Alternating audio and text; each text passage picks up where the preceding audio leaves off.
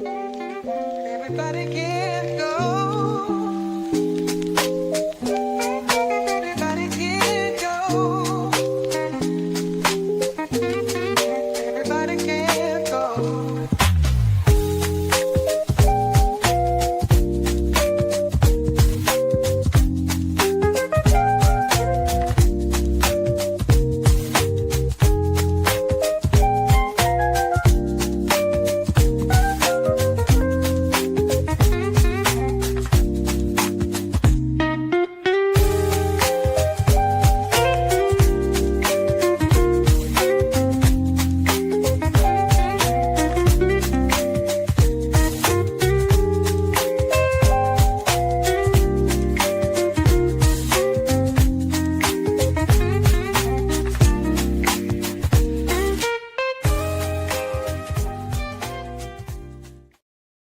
Well, hey guys, hey, and welcome back to the Everybody Can't Go podcast. I am your host, one of your co hosts, Whiskey, and I am delighted to be here with you guys today. My co host, Luro, is unable to make it, but we do have Logic in the background. Make sure if you're in the chat to shout him out via chat. He'll be joining the conversation via then. It's always a good time. And this is discombobulating, but we are going to make this through. We are just coming off of our mental health break. We took a little bit of a break because we could and we needed to because life is lifing. And that's actually why we started this podcast in the first place. This is a podcast for your Be About It journey. So basically, that means that we all like to talk about it. We all like to share the memes online. We all like to do all this BS that we call healing and being good people and pouring goodness into the world.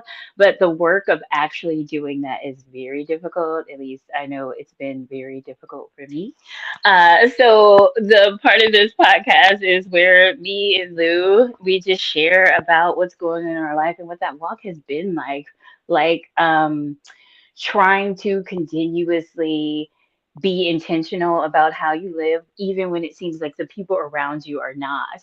And then you start to realize that as you heal and grow, everyone can't go. And between the two of us, we've lost a lot of people, not only through outgrowing relationships, realigning away from relationships, but also just through death and grief.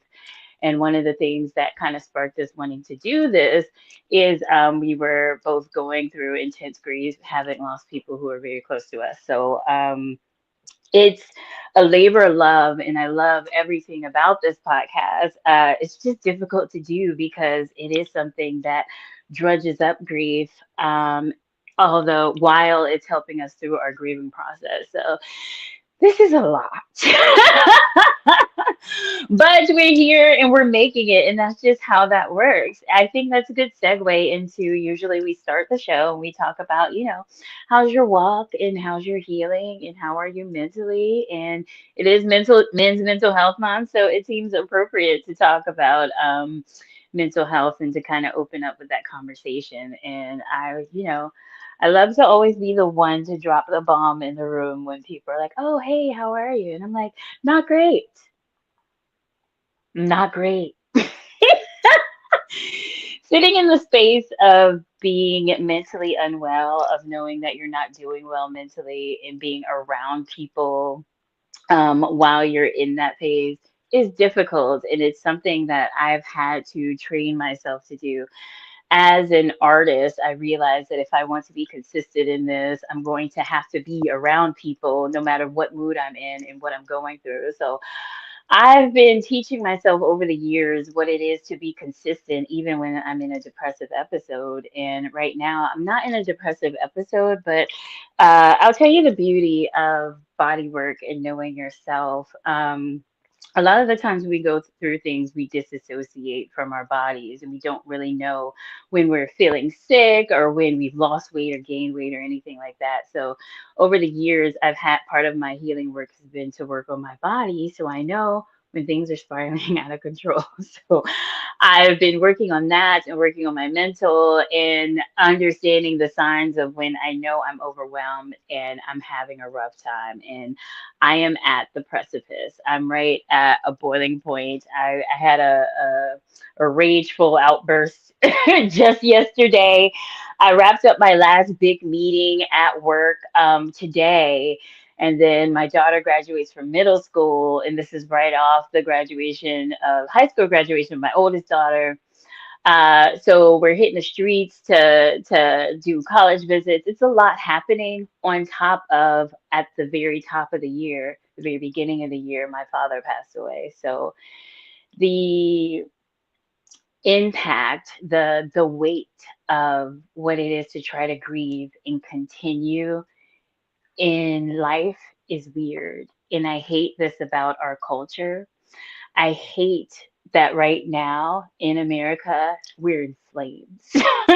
Things are heating up politically. People are feeling at a place of unrest, and things are getting pretty dire. But it's kind of this twilight zone where you can't really talk about it, and you're supposed to just do the pleasantries of, oh, I'm fine and everything's good. And I'm not there. And I know that when I get in these moods, it makes other people uncomfortable, but it has to be one of those that's their work and they can opt out of being in company with me. Surely I'm not, myself, but I feel the weight of everything happening in the world around us. And I feel the weight of what's happening personally in my life. And I am just fatigued. I'm tired. I'm reaching a breaking point and it's difficult.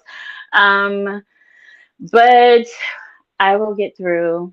And if you're going through the same thing, you will get through. And I know it sounds like a pleasantry, but it's also something to meditate on that you will get through. And I actually want to give tangible tips for how you can get through because I don't like to just say stuff. I like to be about it. So here are some things that help me when I am in, under the spirit of heaviness, we'll call it for the super Christians out there.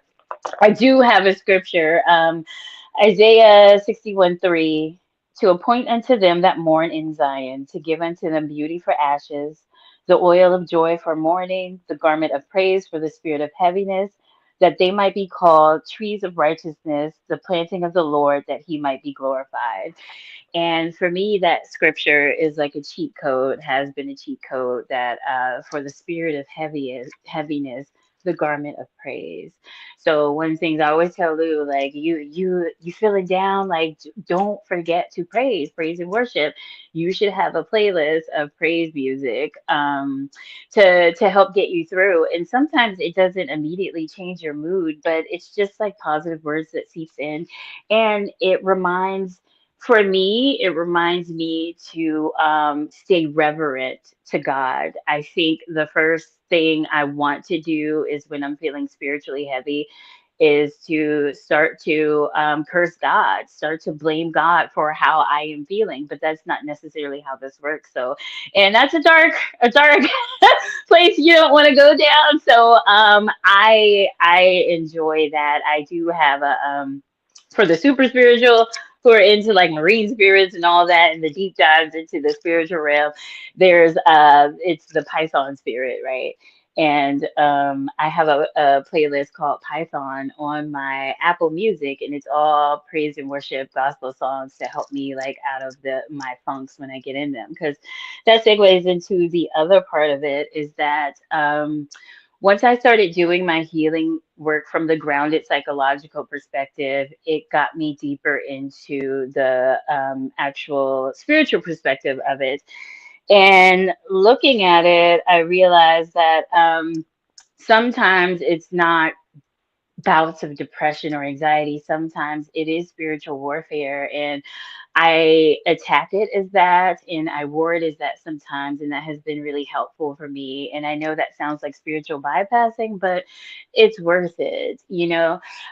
For me, it's especially if I start a new project or if I'm working on something like this podcast. This is a consistent thing that we say we're going to do, you know, twice a month. So once I lock in, I realize this is something I have to do even on the days that, you know, I can't quite get there. And I've been teaching myself for the years how to be consistent even in warfare. So my consistency has me here today by the grace of God, the Holy Spirit, and you know the dedication to being consistent. And I think that's with anything, with any project you want to stick to. The days you don't want to go to the gym, but you have to crawl out of bed and do it anyway. And I know for me, tying it all together into a self love journey as well. Something that helps with self esteem and loving yourself more is actually doing the hard things. It's showing up for yourself, keeping your promises that you made to yourself. So I'm all about that. So I feel better about being here. This episode might be a little clunky, but you know, we okay. Logic knows I hop on Instagram Live and I do these kind of like mental health chats and talks. So this is kind of like the along the same along the same alley. So I'm okay to do that. I wish I had like more scripture and supporting you know, stuff. But we're just gonna go through this conversation and just see where we land. And I'm gonna try not to trip because you know when your camera is set to it doesn't mirror you and it just looks like everything is happening in the twilight zone. So that's trippy too. So we're gonna be we're gonna be freaked out all night. And then I don't have a co-host, so when I drink, you guys have to like listen to me drink. So you're welcome for the ASMR vibes tonight. You know what I'm saying? I wanted to talk about. I forgot what I said the title was. Oh, I don't remember the title, but this is something that I talk about a lot in my poetry. And I think this is for I'm considered a lover girl, believe it or not. Like a sappy, I'm in love, my man, like that is me. And I still have the pick Misha in me deep in my bones. So, you know, this is something that I've been tackling, you know, as I've been working on my healing work and self-esteem and looking into past relationship trauma. So the subject of most of my poetry and when I go out and do performance art, I do women's conferences and I do you know, poetry events or whoever hires me and just talk to people about awakening into what it is to truly learn what love is. And it starts with learning how to love yourself properly without the consumption of other people. And I think for women, especially how we've been socialized, that we've been socialized into idolatry. And this was a beautiful concept that was part of my awakening process, and it was opened up to me by there's a YouTuber called Anointed Fire. And I try not to share her YouTube because sometimes she goes on these long rants and she tells these stories that be like, whoa, okay, but she has some really beautiful insights into some of the prophetic and spiritual things. And, you know, I think with all the people who are grifting in Christianity these days and all these people who have a word and have a it's a lot to consume, and I'm very careful about how I consume information on YouTube and how I consume, especially like anything religious or Christianity related. Um, but I do think she has a lot of gems that have been integral to me on my healing journey, and one has been the concept of codependency is idolatry. And I love how she breaks down and she talks about empaths as if they are prophetic people, and she says that, you know, you are purposed for something when you got here, but um, all that love that you have in you, all that you want to pour into someone in a codependent relationship, the same thing that draws a narcissist to you, because they say empaths draw narcissistic people because it's like we want to love on people, we want to give, and someone wants to take. So it's a perfect relationship. So she talks about how all of that. love that we are willing to give as lover girls, as lovers, that spiritually it can be redirected into people or redirected into other things. And that's like part of our spiritual battle here on earth is going to be making sure that we stay on top of our worship and our reverence to God. And when she first introduced the concept, I mean, it blew my mind. And I was going back through old poems like, what do you mean? Are you serious? So it's real. I started to look at past versions of me and realize that I was under, I don't want to be intense and say a spiritual spell, but I was under an influence that was not of God.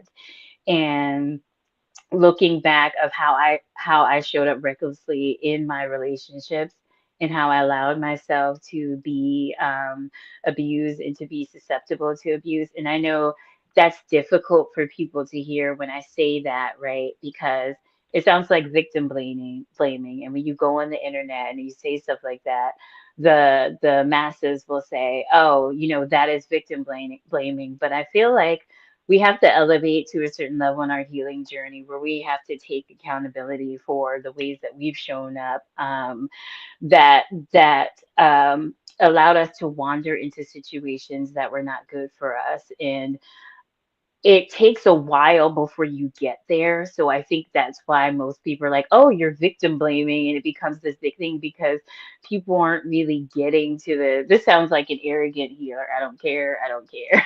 Because we're always supposed to be growing and healing and moving things along. But I think that a lot of us are not getting there. We're getting to a certain point in our healing journeys and we're just kind of stopping. But it's really deep and intense work. Even looking at part of my work, the body work, I got into, I think in the book, The Body Keeps Score, they talk about how serial killers and people who prey on others, how they profile their victims. And they talk about looking for people who aren't paying attention, who have low self esteem, that kind of thing. So it all ties into how can I make sure that I'm not manipulate, that I'm hard to manipulate, that I'm not easily accessible, and that I don't wander into these situations of abuse. How do I break this pattern? Yes, people are going to abuse, but what can I do on my end? To it's kind of like people are going to steal cars. Will they steal your car? You don't know, but learn how to lock your door. So part of the locking of the door for me has been looking into ways to work on my self-esteem to make sure that I'm aware and that I'm showing up in a space where people know that I have boundaries and that I'm not susceptible to the same kind of things that I was susceptible to. Because I will say, for me, growing up with a positive kind of patriarchy experience, it groomed me. And it's like the weirdest thing, but it kind of groomed me to believe like, yeah, like all men are leaders. All men, they just lead. And when they come along, you let them lead you and you just let them cook and everything's good. I wasn't aware of like the evil. I wasn't aware, especially the evil methods of dating and manipulating women and cheating on women and that kind of thing. So when I first got into dating when I was young, I was devastated. I dated and married the first guy, I ever like kissed or been with or whatever. And I was devastated by our marriage coming to an end because I didn't know that people were capable of inflicting that kind of pain on others, and I didn't think about cheating or I didn't think about any of the things that men did that hurt women. And in the beginning of my dating, marriage, life journey, I got really hurt. And I thought of all of this because we're all talking about Bailey in DDG. And I don't want to be talking about it. I know there's a million think pieces about it, but the situation is triggering for me, and for those who don't know, I guess the background is that Holly Bailey is the Little Mermaid. She's a stunner. She's a beautiful girl. She's got this nice, like, lilting voice. She was half of Chloe. by Haley, and she had a singing group with her sister. Anyway, she's on her solo career. She's killing it. She's in her early 20s or something, and she matched up and was with an influencer, a streamer, where the we all collectively sighed when we found out they were together because insert stereotype here about the kind of guy that he possibly is.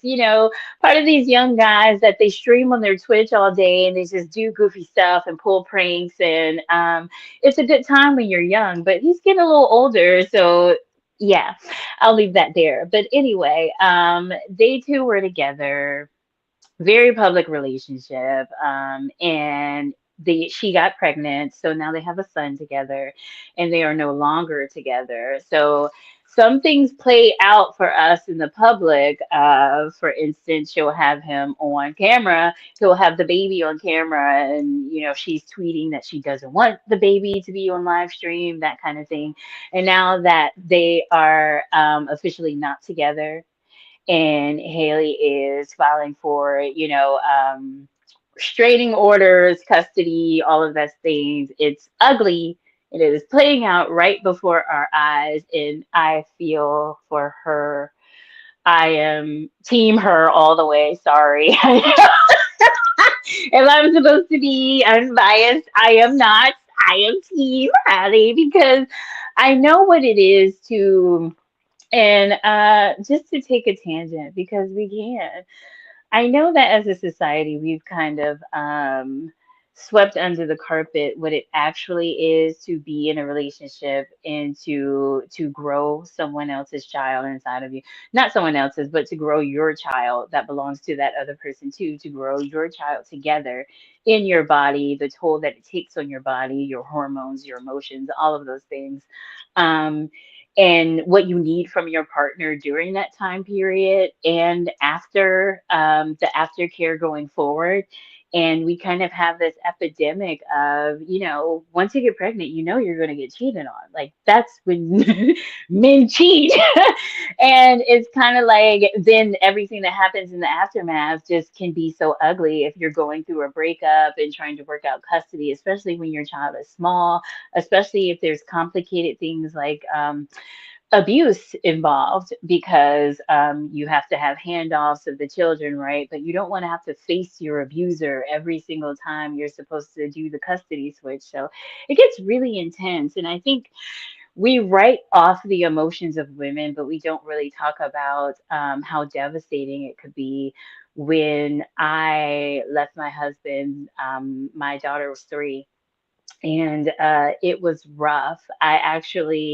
On the weekends I did not have her, I was thinking about unaliving myself a lot. That's kind of what occupied my time, other than like trying to hang around friend groups and and make sure I was around people and I was constantly supported, because when I was alone, all I could think about was not being here on this earth anymore, because the stigma that comes with being a single mom, the stigma that comes with being a woman just in general, it's a lot. So it's understanding life is about to be really difficult for me, and everyone's going to hate me. It is a surreal experience to be a single mother of 2 girls, to know what I'm putting into raising them, not just as far as money and that kind of support. It's a lot of emotional labor. It is a lot to pour into taking care of children. And you also have to take care of yourself. Um, and you're only one person. So to be juggling that at all times, and then to turn on the YouTube and listen to some idiot on a podcast tell you how you're the problem with the entire community, it makes you want to choke everybody. I cannot say I am very triggered by this, because it's almost as if you're punished for being the parent that stayed. And a couple of episodes back, we actually had Randy on here, one of my good friends I've known since I was 19 or something, right? And he talked about how his father was literally like the ice cream truck, like the drug dealer in the neighborhood, and was never there, but he knew of his father, and that he had this yearning to always want to be with his father, to go live with his father. And it's called magical thinking, and you kind of like you make the other parent who's not there magical, because the parent that is there is probably tired and working really hard and can't even give you the emotional connection that you need. So you start to fantasize about the opposite parent. To go through that as a single mother who's doing everything, yeah, it sucks.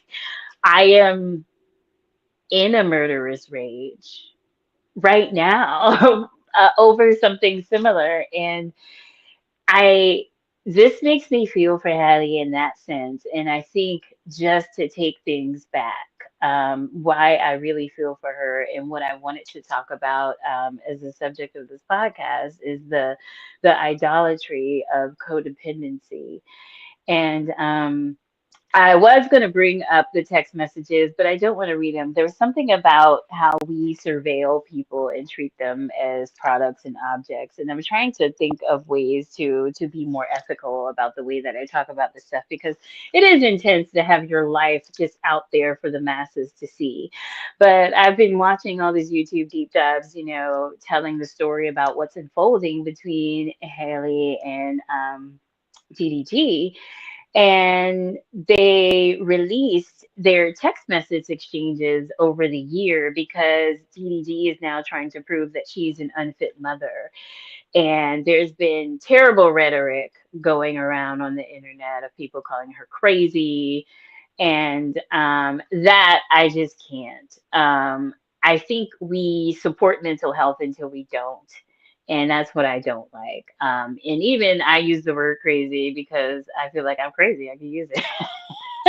But when it comes to the masses of people, we start to stigmatize mental health, and that is a problem.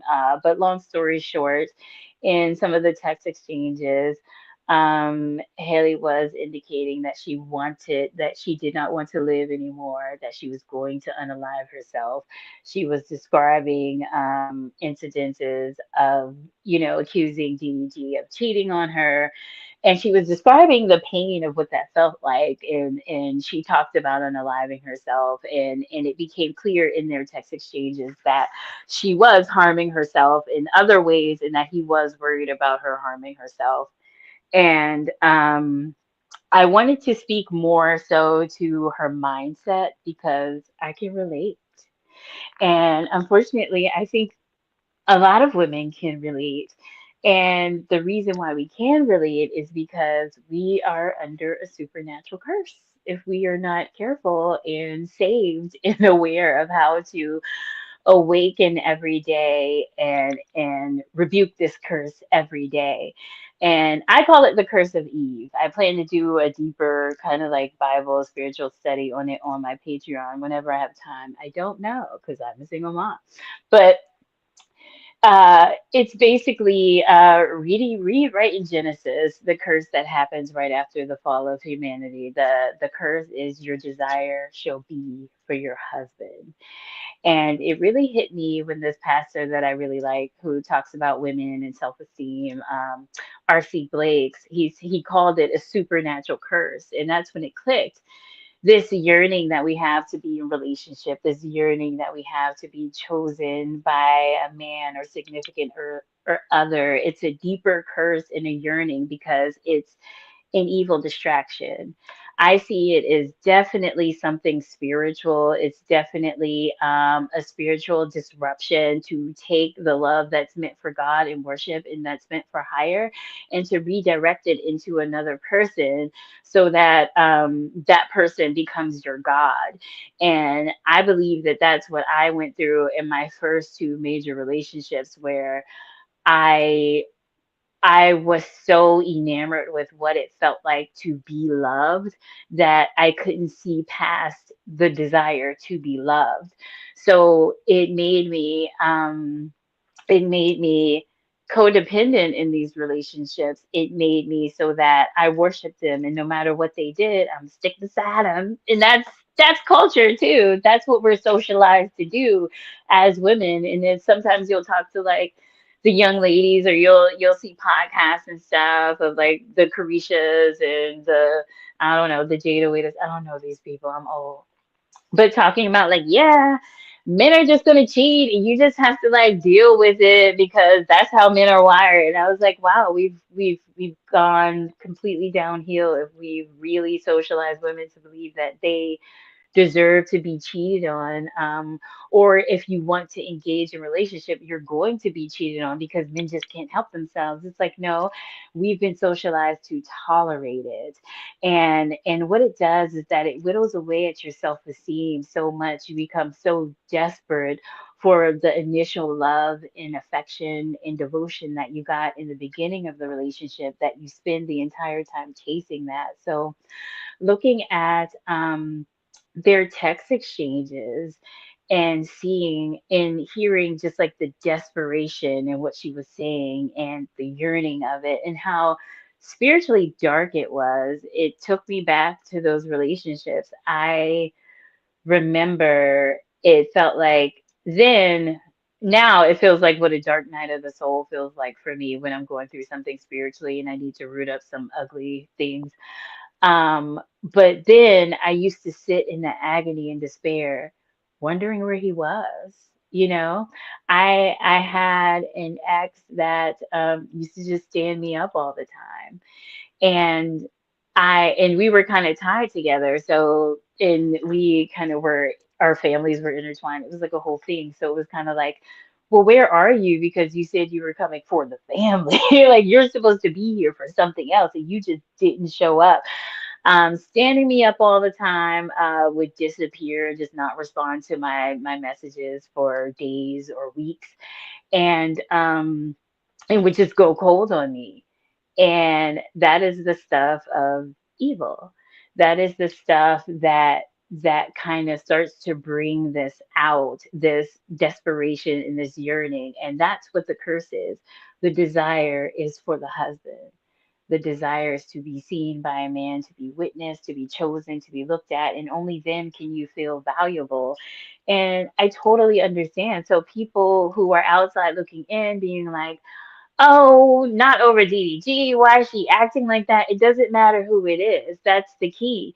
And sometimes it's the person who knows the right formula of seeing you in the way, seeing you in the places that you need to be seen, and filling your voids in the way that you need them filled, and then taking it away from you slowly and making you chase after it. And that's how you start a cult. That's how you become a god. That's how you abuse. And this is, and it's so funny because that's how you date. That is how we have been socialized to date, and that's why I'm out of the game, y'all. I'm out of the game. But we'll talk a little bit toward the end. I'll talk about another reason I'm out of the game, and the cheat code that I've been struggling with and working with, that's kind of helped me, on that journey to being out of the game and decentering men. It's been easy for me for other reasons, but looking at this outside looking in and looking at the internet reacting to it, I just feel so mortified for her. I feel like I pray any of you believers that we pray for her collectively, because it's not even a thought of she's unfit to raise her child, because I don't think that's what it is either. When you're in that mindset, you are under the thumb, you are under the spell of the individual that you were with. And it seems like she's broken from the spell with hallelujah, salvation and glory, because she is taking legal action to make sure that she gets her restraining order, because physical abuse is not okay. Um, for men or women. And I think that's the hard thing, is that some of these relationships, when things come to light, it looks like it's domestic violence on both sides, but you can't tell what's defensive wounds, who initiated all of this stuff. And then we've kind of made it as if it's equal. When you hear men talking about it, they're like, oh, women are abusive too. And it's like, yes, Also the weaker vessel. So let's keep this stuff in mind when we start doing the tit for tat apples and oranges. And what I say is that let's have separate conversations about it. It can't be that every time you bring up domestic violence and what women go through at the hands of men, that a man says, well, men go through it too. We know. We're not talking about that right now. We're talking about what women are going through because, and the interest is that, it's leading to death. It's leading to the black femicide rate is really high. It's leading to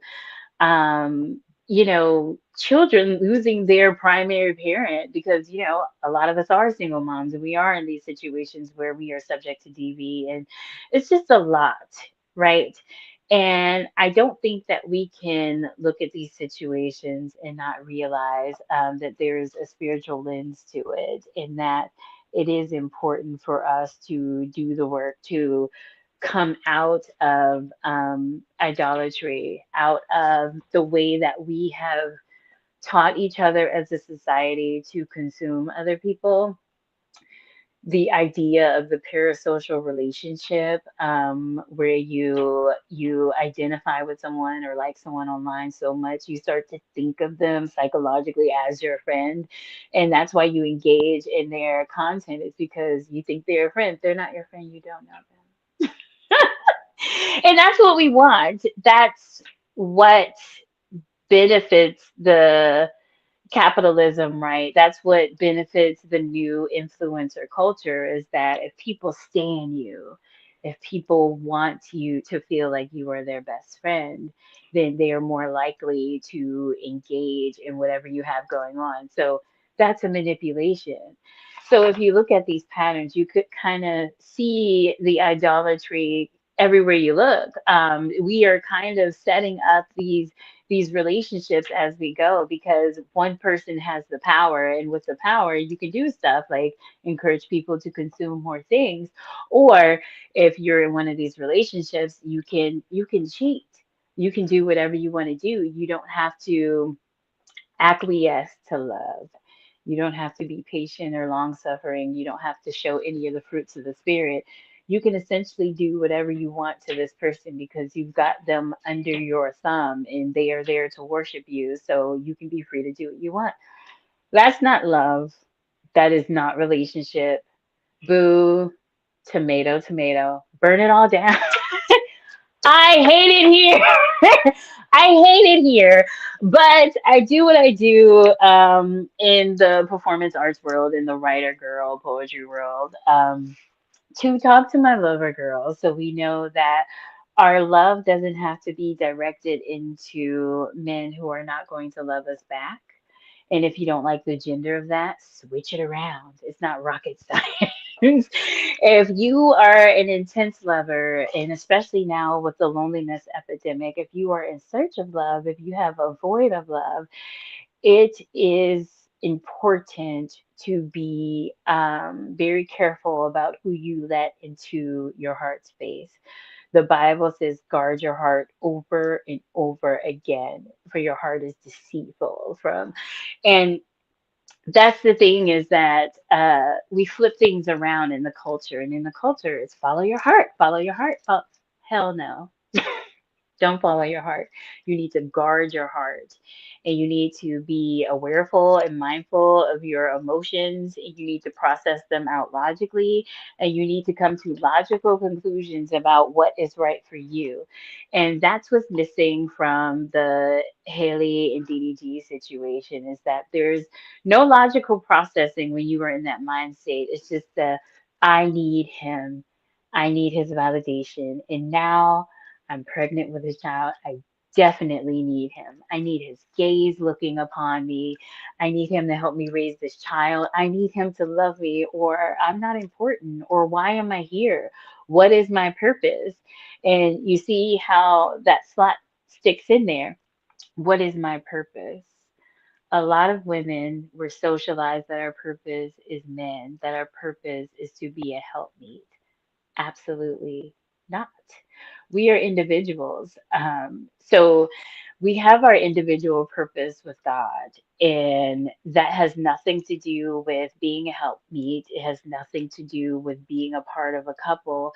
That's something between you and Jesus and the Holy Spirit and the Father. You know what I'm saying? And it happens outside of relationship, which is a beautiful thing. And I recommend, if this resonates with anyone, to start getting into like the YouTube videos of RC Blake's, where he talks about this a lot, what a woman's purpose is outside of a man. He also talks about, dating and relationships and being with a man. You can skip over that stuff. But he talks about what it is to be a queen, to take over, to have dominion. And part of dominion is having a healthy, strong mindset so that you know the difference between love and idolatry, so that you can love people with boundaries. And it's beautiful to be in love. My God, I'm a lover girl. Being in love is amazing. But the person has to be willing to and mature enough to receive the love that you have to give. And we have to know when that person is not receiving our love, and when it turns into manipulation and taking advantage of our feelings, and we have to be strong enough to out, get out. Now, on the flip side of this, just because this is the Everybody Can't Go podcast, I'll talk to you guys about a dilemma that I am dealing with when it comes to love. As you guys know, I'm coming up on 4 years of celibacy in October. I'm super proud of myself because the journey started very grounded. The journey started off as I'm doing too much in the sex arena. We need to reel it back. Thank you. You gotta give me my flowers because it's hard. Well, it waxes and wanes. It's hard sometimes, right? It was really hard in the beginning, really, but now that I'm almost 4 years in, I'm like, whatever. But it started off as very grounded things. I realized that something was happening with my mental health, and I was too into the chase after what I got out of sex, which was the validation and the feeling of being loved. So I was chasing after full love, and that was an idolatrous thing in and of itself. And then it led me, so it started off a grounded thing, like you just need to chill for a while and maybe wait until your relationship. And then it turned into, oh no, you need to chill forever. You need to sit it down unless you're married because you know what the Bible says. And that's hard. That part is difficult. The way that I've made it easier for myself, this is my confession. The way I've made it easier for myself, or I should say, the way that it's been easy for me is the person who I have love for, have been in love with, have, whatever, moved away. So it's real easy to not be tempted to, have sex or do anything where it's like, this is an ex of mine. I used to call him 7 year soul tie because I'm trying. And I needed to break this soul tie with this person because it was a sexual soul tie. And I've known them now maybe 10 years. And it's kind of like this person has always held a space in my heart, and I would always be susceptible and open. But now that person's moved, so we're good, right? Here's where we are. Here's where we are. I did consider that person my best friend. I did consider that person the person on this earth who knows me, the most, and also knows the darkest parts of my mental health stuff. And that's important to me because I don't feel like it's safe to share that with people. Um, so yes, this is a person that is very near and dear to me, and they moved, so there's no sexual temptation, right? Fast forward to where we are now. We in danger, girl. No, I won't say that. I won't speak that. Right now, where I am is that, as I shared earlier, mentally, this has been a really tough season for me. Losing my father came about a year and a half after I tragically lost my older brother. These men were the protectors in my life. They were the ones who, like, we got it, we'll take care of you, especially my brother. So, um, I can't say what it has been for me as a woman to experience it, losing these two men back to back so closely. Like, it's difficult for me not to cry out to God, like, do you hate me? What's happening? Like, it has been painful. Like, I feel this pain, like, physically in my body, especially since I've been stressed. It's been like drudging up. And,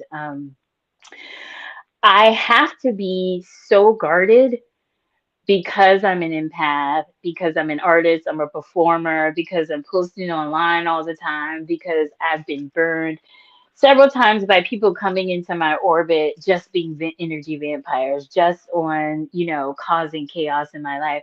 So people don't really have access to me. Even the people who are close to me, they have access to certain parts.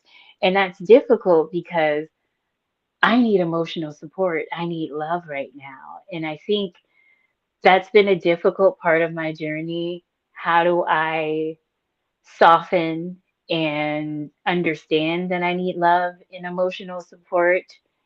Um, Without opening myself up too much to be manipulated or used by other people. It's like this fear of all the times that I've been vulnerable and opened up to people, that was the stronghold. That's where they came in and wreaked havoc. And it takes me so long to recover from those kind of heartbreaks, friendship heartbreaks, or just acquaintances who come in and you think they're cool and then you find out they're sad. It's just a lot, right? Dealing with people in this day and age.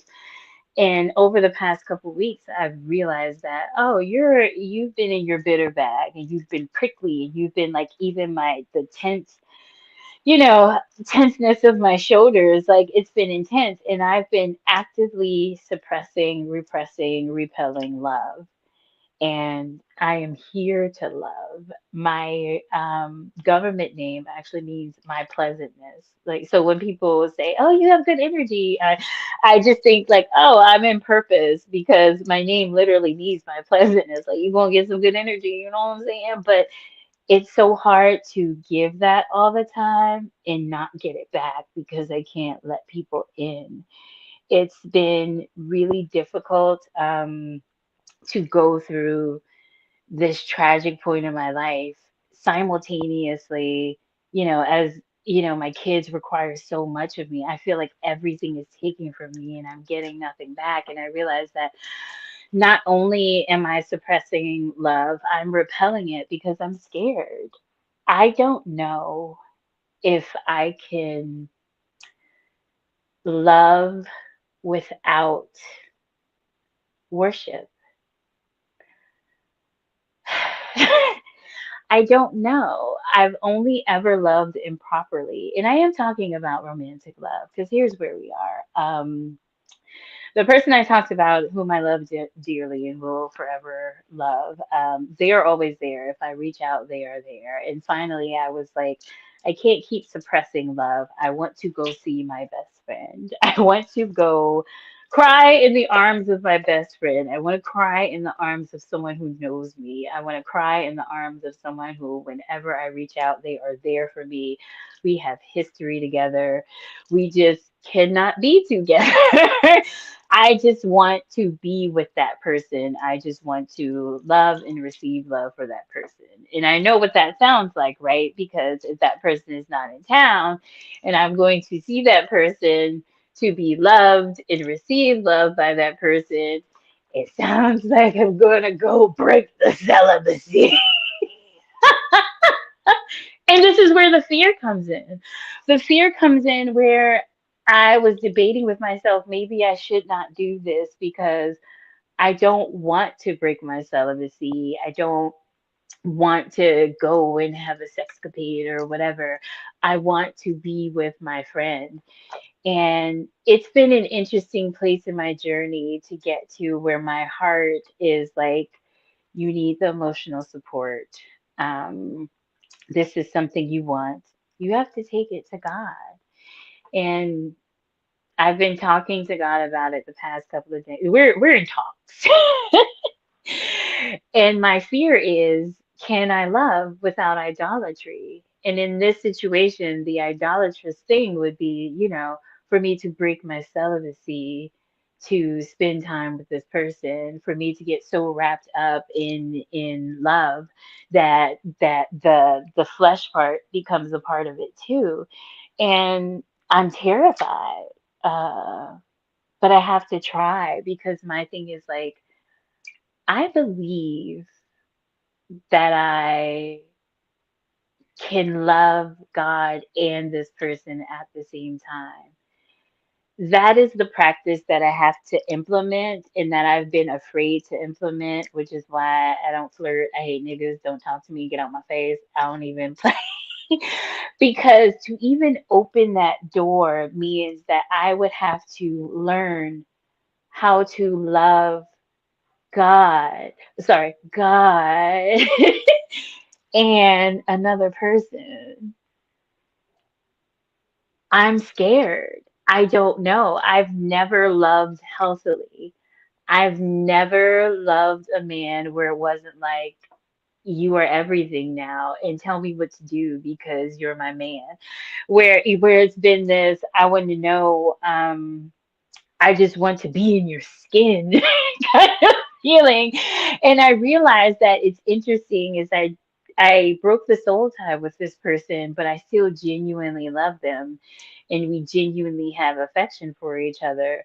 But I fear that, does this mean that if something were to happen in the flesh, that means that I love them more and that I did not pass the test. It did not go. And can you imagine being me for a second and overthinking about this because it's been a doozy of a thing to overthink about, but it's the pathway that I'm on. And the conclusion that I came to, or where I am with it now, and what's been helping me is the realization that I am allowed to love one.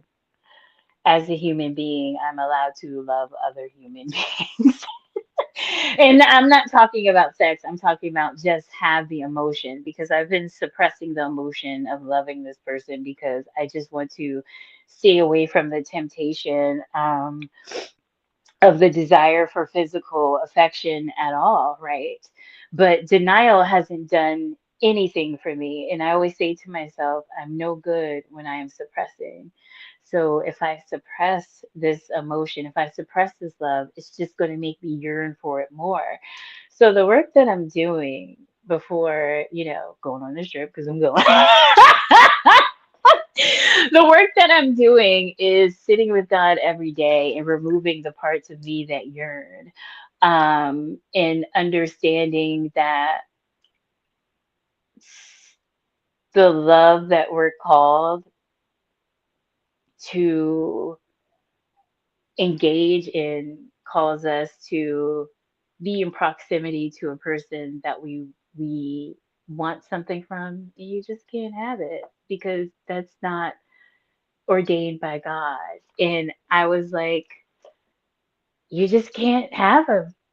You just can't go there.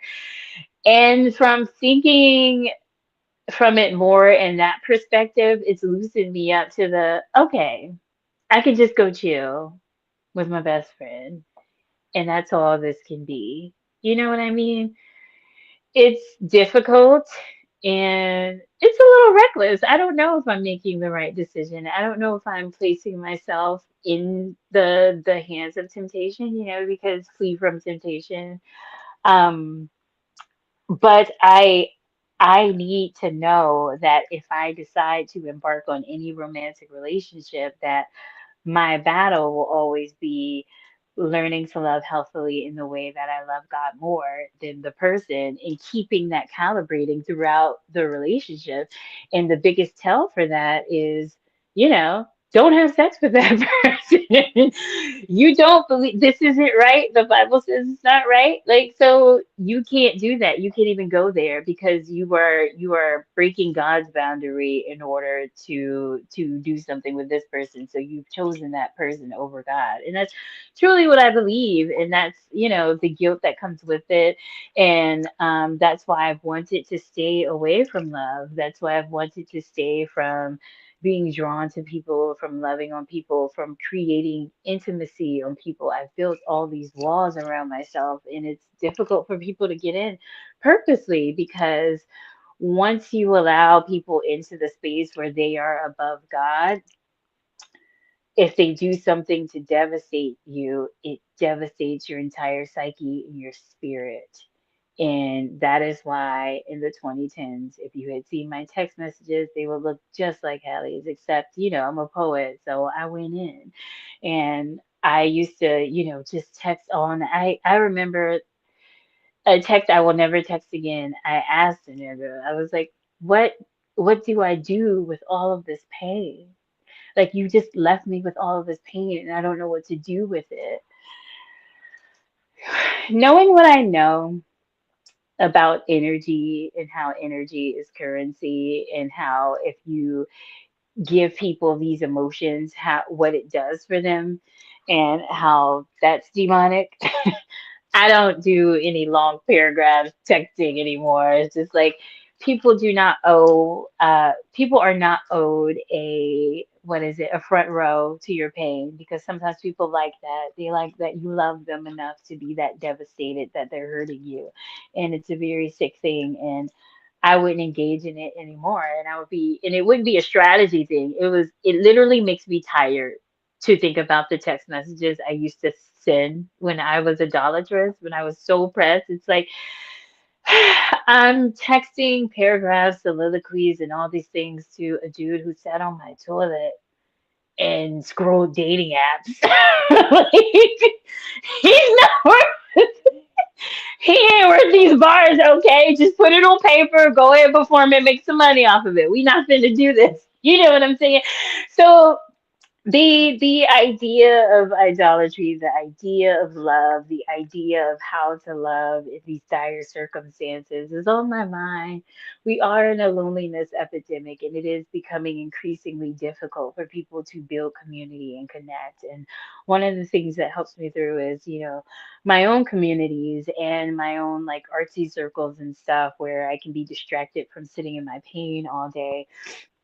But I did have to like come down and recognize, like, as a woman going through what you're going through right now, you desire a masculine presence and energy that is safe and familiar and that can help you through this time.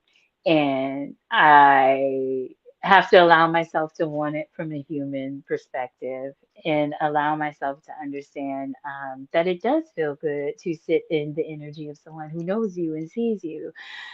And I do get to have that. That is special. That is a gift that there's a person on this earth that I've connected with that deeply where I can feel this way. My boundary, my tree of the knowledge of good and evil is don't sleep with the that's the goal, and I believe I can do it because I just love God so much. I'm so grateful for where God has brought me from. And I mean, you laugh, we all laughing, Kiki. I'm terrified. I'm not terrified of the trip. I'm terrified of love. I told myself a belief I made up. I told myself, oh, I'm not going to worry about romantic relationships or dating or anything like that because I've had my chances with love and I've blown it. And I'm pretty sure God is like, nah, chill. We not just focus on other things in your life. And I think that's true. The focus on other things in my life, the focus on purpose, the dead focus on purpose, feels so good. I live a robust life. Like, I love it here. I don't chase after love. I don't have to chase after love. I don't have to make eyes across the room and be like, oh my God, I must have I don't have to care. I just get to bop around in my life and chill. And it's an amazing thing. But I've been thinking about, will I open myself to love, partnership, and companionship, because I do lead a really hard life. And I still have to lead a guarded life where people don't have access, because I do have a lot of purpose and there are a lot of nasty people out here. We all have to be careful with how we guard ourselves. Um, but I also close myself off to love because I just am scared that I don't know any other way to love but crazy. I've never loved any other way. And it's been interesting to see how my love has grounded, the way that I love has grounded. And even with my ties to this person and communicating with them, I feel nothing but like, I just love you. And I just want you to be happy. And and that's cool. And that's it. There's no yearning or burning. There's no anxiety or I have to or we need to or any of that. It's just the calm realizations that I want to. And emotional support would be good for me right now. And intimacy would be good for me. Not that intimacy, emotional intimacy, just bopping around being your true self with someone. And I was like, okay, I get to want that. And I get to have that. And that is a gift from God. Being able to commune with other people is a gift from God.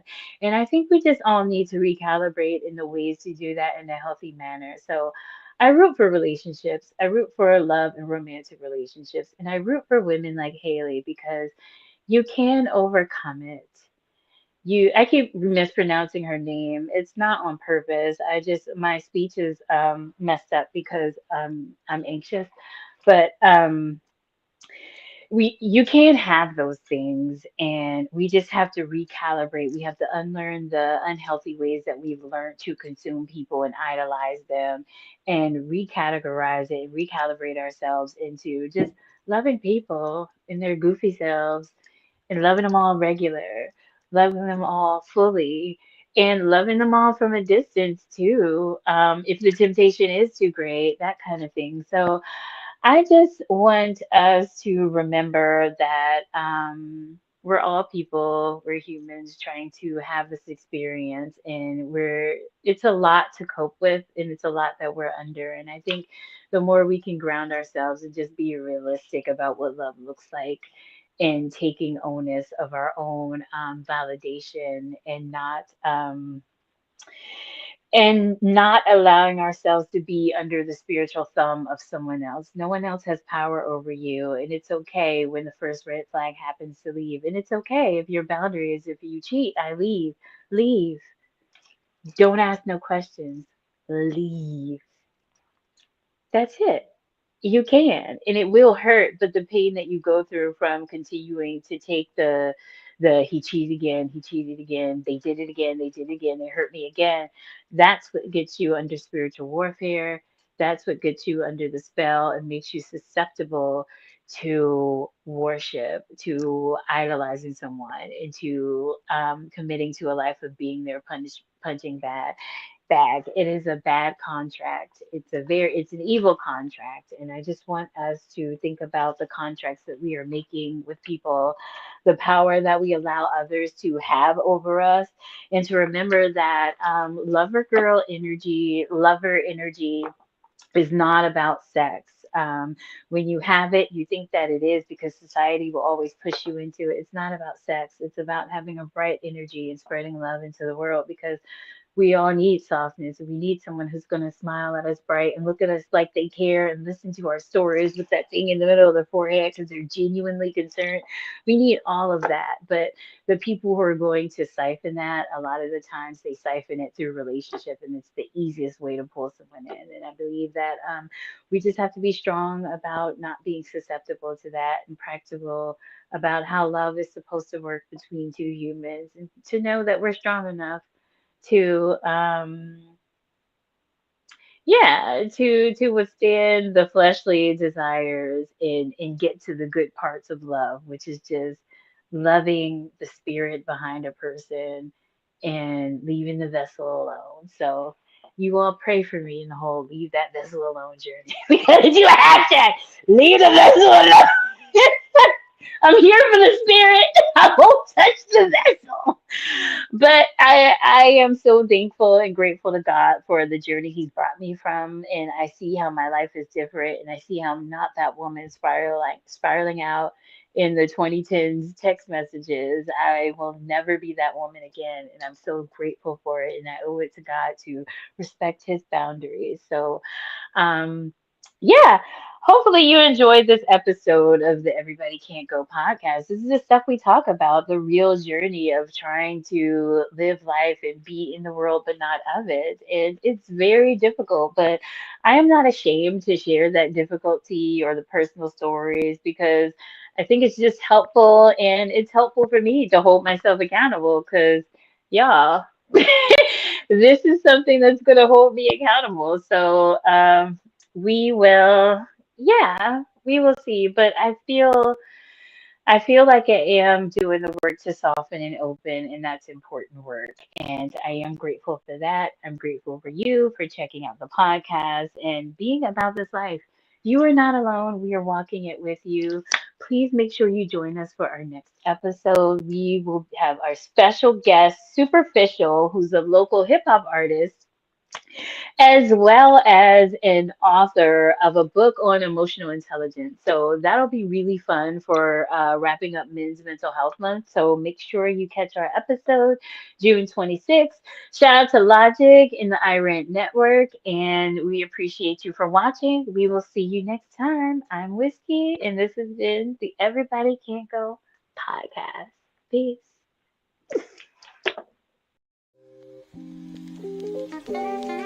Everybody can go.